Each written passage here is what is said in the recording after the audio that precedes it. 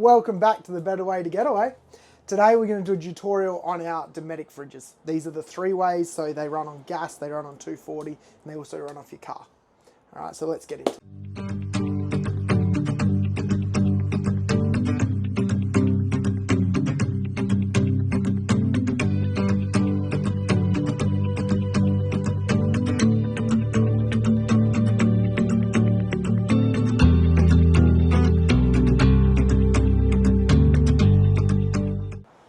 So the first thing we need to work out is how these things actually work. There's 3 ways they run: 240, running off gas, and running off your car. Now, if we think of it as a hierarchy, this is the way it's going to work. So it's going to always try to find 240. Because it's an automatic fridge, they need to have a way they find things. So 240 is first. If there's no 240, it's going to then start searching for your car. If there's no car, the gas is the last thing. So if you can think of that, if we knock all those 3 things out, and you only have your car, only have your gas, that's when it's going to start on gas. Now, let's go through it. So the first way, how do we turn these fridges on? We press the silver button, you hold it till you see the screen turn itself on. We can let it go there. Now we can start seeing through here of what the screen itself, all right? So if we start looking, that's your temperature, the middle one's what it's running on, and then the bottom one, that's all your settings. Now the best thing is we don't want to go into settings because we can do child locks, we can turn the sound off. It just makes the fridge very hard to start using when we have the wrong settings or the wrong things in place. So how do we actually get into the menu? If we rotate the dial or you press the dial, it wakes the screen up. And then all we need to do, you just press it once from there and you can see now the top one's highlighted. If we rotate this dial, so I'm actually turning it, you can see it starts going through the different parts here. All right, so if we want to change the temperature, we make sure the top is highlighted, we press it in, and then we can adjust it to what we need. Normally we're going to want to run the fridge on 3 bars. 3 bars gives us a good temperature without freezing things and without things getting hot. So what we do, go to 3 and then we select it. And you can see now it's now set to 3. Now if it is getting a bit hot, so say you're in the tropics now and it's getting warmer and warmer, we're just going to adjust this up to the top or to 4. And that just means the fridge is going to stay cooler. And vice versa, if you get in the cold climate, then we just click that and the fridge isn't going to work as hard. So that's the cooling part. It doesn't matter if it's on 240 off your car or if it's off gas. Now the other one, what we're going to go into is the middle. Now this is how we select what it runs on. Now what you'll see is it comes up with auto. Auto is the best way for us because it selects itself. You don't need to worry about it. There's just little things you need to keep in mind, which we'll go through today.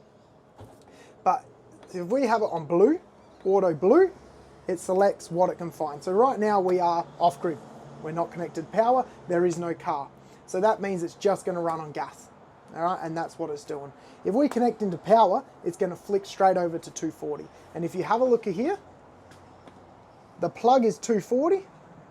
The battery symbol is your car, and then the gas, then that's simply gas. The flame is gas, as you can see that. So if we just go through those 3 things, 240 will cool the fridge down quickly. The battery off your car, that is a maintain element. All right, it can't pull enough power, so it's simply, once the fridge is cool, it will maintain the temperature of that fridge. Now, what people do is they hook up the car, they put it on their on the battery of the car, and then they drive for 5 hours. They get somewhere and they go, why is the fridge not cool? Well, it's because it can't get the temperature down that quickly.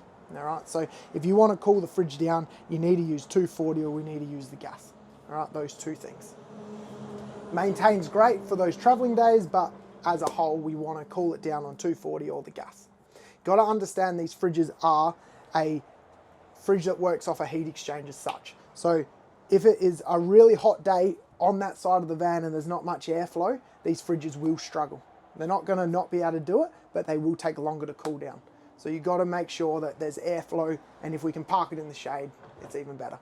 So if we go through to the bottom part now, all right, we have 2 things here. We have user mode and we got settings. We don't want to go into these. All right, I say this because I get the most phone calls from people that have gone into this, or the fridge has put itself into this mode. And what that means is it's not going to work how we want it to work. So if we go through these settings, if you go in user mode and you go to battery save, it's not going to work on 240. All right, so all it's going to do is basically work on gas. And if you're plugged into a caravan park, you're going, why is this not working? This is the reason. And there's another one for silent. That there, it just stops you alerting when things are wrong. So you don't want that one either. All right, so if we go down here to settings, and you can see here, they're the ones we want to be blue. All right, this is a child lock. We don't want to be selecting that. This turns the sound off. We don't want to select this. The fan is on auto, the defrost, and then the D plus is making sure auto stays on. So if that aren't looking like that, then we need to adjust that so it works. So that's the basis of how that fridge is. Now, let's go through the actual workings of the fridge. All right, so let's say you're traveling and you're going through a fuel station. You stop, the fridge will have a 15-minute lockout and it will come up with a little fuel bowser in that time. So what that is saying is it's not going to let the gas ignite in a fuel station. But you only have 15 minutes, so you've got to be mindful of that you'd want to make sure you're out of there or you turn the fridge off in 15 minutes. Otherwise, a naked flame near a fuel station is not ideal, as we all know. All right. The other thing we want to go through just quickly is what happens when an error comes up. So let's force an error on here. As you can see, it's important here that if you have an issue and you ring us up and you say, hey, my fridge has an error, this number here is the important one we need to know. There's a lot of different numbers, but that will diagnose the exact issue with the fridge. All right, it could be you got no gas. It could be you've tried it too many times, it locks itself out. Whatever that is, we can diagnose with this.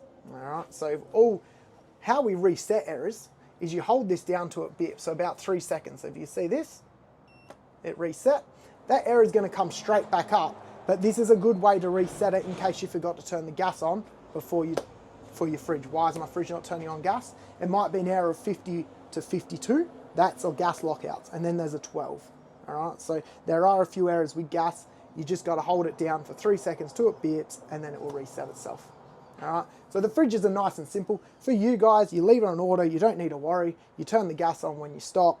You might have to reset an error here and there, but that's all it is. Super easy. These fridges are awesome how they work. The other cool little thing with these is if you're storing it, you have a look here. All right, these pop out. So what can happen there is if you're storing the fridge, you can close the doors and there's an air gap behind it, so it's not gonna get moldy or anything like that. So a nice little touch by Dometic. And then to turn the fridge off, we hold this in, turn it off like this, and that's how we store it. Doors open, fridge off, simple as that.